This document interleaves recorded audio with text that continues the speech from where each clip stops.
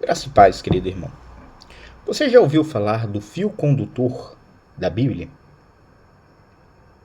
Esse fio condutor é a aliança que Deus fez com a humanidade, ou o que nós, nas igrejas reformadas, chamamos da doutrina do aliancismo.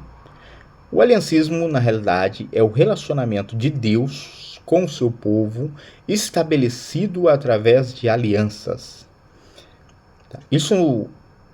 Olhar para isso desta forma, para este relacionamento de Deus pactual com o ser humano, é compreender que toda a Bíblia revela um único Deus que se relaciona com seu povo por meio de alianças e de pactos. É mostrar que Cristo é o centro da nossa fé e da aliança que Deus fez com os homens, que Cristo é o cumprimento de todas as promessas de Deus, seja do passado ou do presente. Mas o que é aliança? Bom, vamos estudar um pouquinho e entender a estrutura que sustenta toda a nossa fé. Se você abrir a Bíblia, vai ver que ela é dividida entre Velho e Novo Testamento.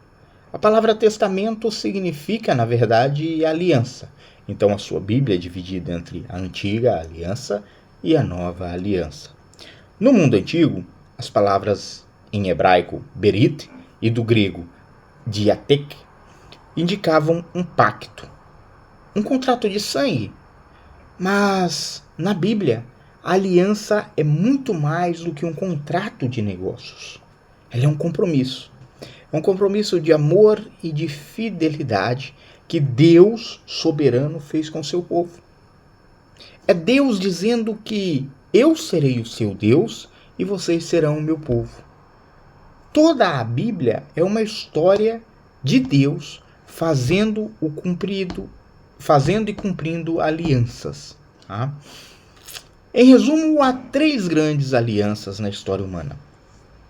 E para entendermos como Deus se relaciona conosco, a teologia reformada organiza a história em 3 grandes momentos. O primeiro grande momento se dá no Éden, e a teologia reformada chama de aliança das obras. Deus cria o boneco de barro Adão, sopra o fôlego de vida, faz com que Adão mais à frente caia num sono, tira a costela de Adão e cria Eva. Deus promete a Adão e Eva vida eterna em troca de uma obediência perfeita. Gênesis capítulo 2, versículo 16 e 17. Mas Adão falha, Eva falha. Ambos quebram a aliança e trazem a morte para todos os homens. O segundo grande momento é a aliança da redenção, que na realidade aconteceu na eternidade. Antes mesmo do mundo existir, sabendo que o homem falharia na aliança das obras, no Éden, a Trindade fez um pacto. O Deus soberano faz um pacto com ele mesmo. João, capítulo 17, versículo 4 e 6, vai trazer este pacto. O Pai escolheu um povo. O Filho se comprometeu a morrer por este povo. E o Espírito Santo se comprometeu a transformar o coração deste povo. O plano perfeito de resgate foi feito ainda na eternidade para resgatar você.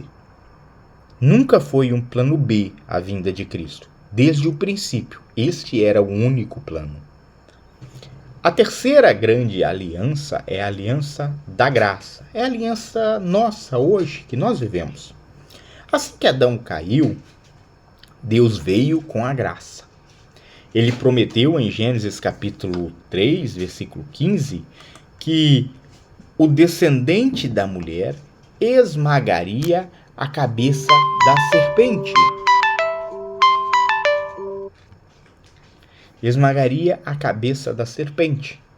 Esta aliança substitui a das obras. Agora, a salvação não é pelo que nós fazemos, ou seja, pela obediência perfeita, mas é pelo que Cristo fez por nós. Não é um pacto feito entre o homem e Deus, ou entre Deus e o homem. É um pacto feito entre Deus Pai e Deus, o Filho Eterno.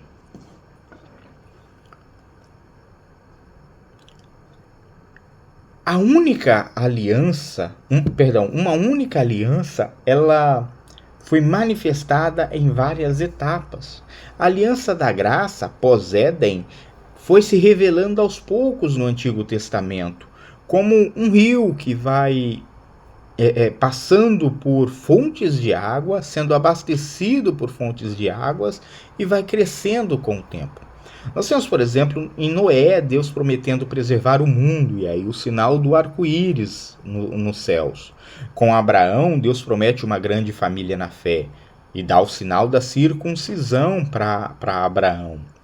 Com Moisés, mais à frente, Deus dá a lei para mostrar a santidade de Deus e a depravação do homem. Já com Davi, Deus começa a apontar e dizer que o reino dele será eterno. E o cumprimento de tudo? Todas essas promessas se cumprem em Jesus Cristo. Ele viveu a vida perfeita que Adão não conseguiu viver. Ele cumpriu a aliança das obras por nós. Como diz 2 Coríntios, capítulo 1, versículo 20, todas as promessas de Deus têm em Cristo, nele, o sim, o cumprimento. Os sinais da aliança são manifestados de formas diferentes. Tá? No Antigo Testamento, nós temos como sinal da aliança do Senhor a circuncisão. No Novo Testamento, na aliança da graça, nós temos o batismo como sinal desta aliança. E aí nós temos o que nós chamamos de sacramentos. E vamos falar um pouquinho sobre isso.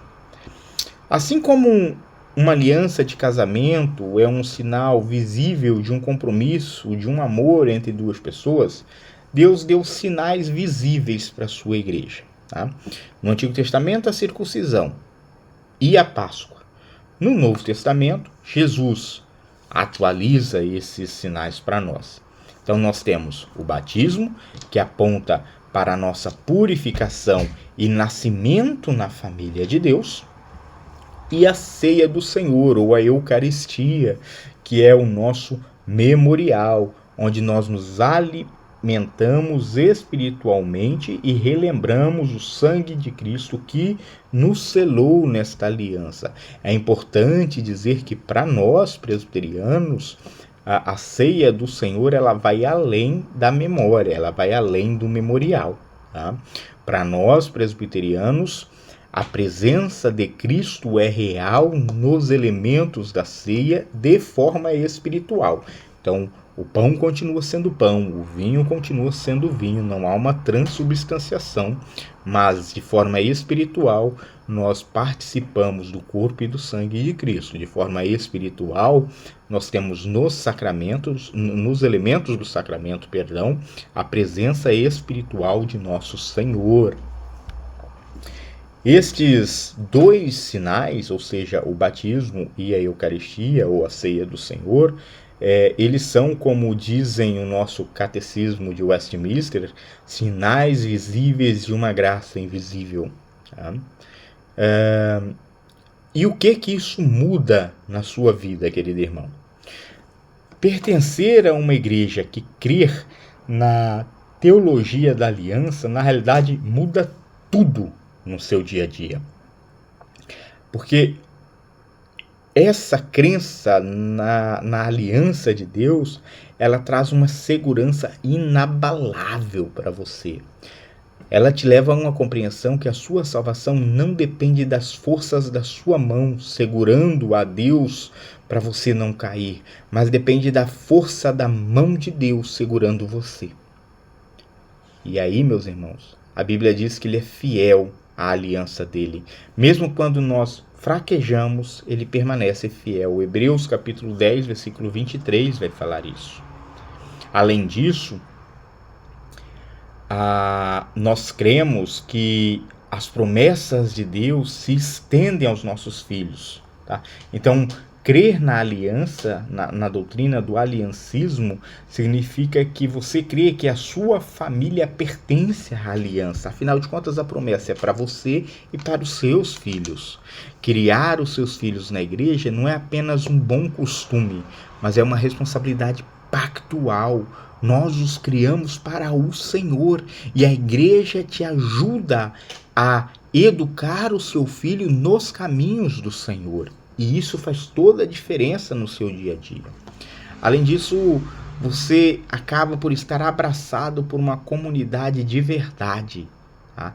Nós não somos apenas frequentadores de um templo, nós somos a comunidade da aliança.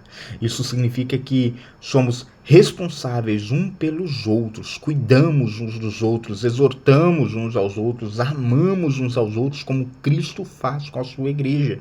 Irmãos, isso daqui, por si só, muda toda a sua vivência do Evangelho. Para concluir, queridos, fazer parte de uma igreja aliancista significa entrar para uma comunidade da nova aliança, um lugar de segurança, de graça, de compromisso, que Deus nos abençoe a vivermos à altura desta linda aliança de amor que Ele estabeleceu para os seus, para a sua igreja visível neste mundo, que possamos nos agarrar à certeza de que Ele, aquele que fez a aliança conosco, aquele que nos prometeu, é fiel e justo para cumprir as suas promessas. Na próxima aula, na aula de número 6, nós vamos falar sobre o batismo infantil. Nós, como Igreja Reformada, somos adeptos ao pedobatismo e não, isso não é um palavrão. Na próxima aula a gente esclarece um pouco mais sobre isso. Deus abençoe e até lá.